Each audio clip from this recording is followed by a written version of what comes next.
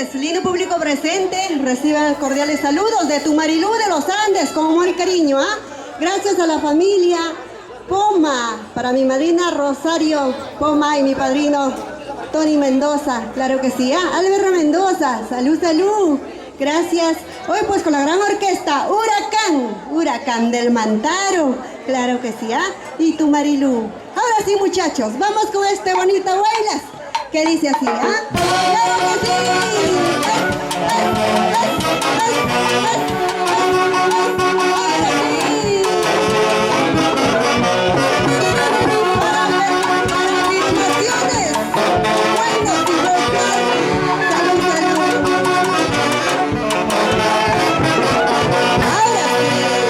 Están brindando la rica rubia.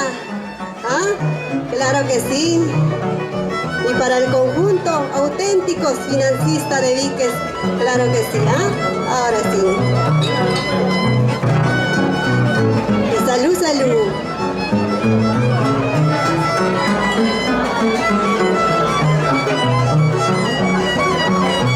Ahora sí. Señorita, por tu amor, no me avergüenza reconocer. Señorita, por tu amor, no me avergüenza reconocer. Sufre por un amor, cuánto sé que corazón, que no sufre por un amor, cuánto se avergüenza.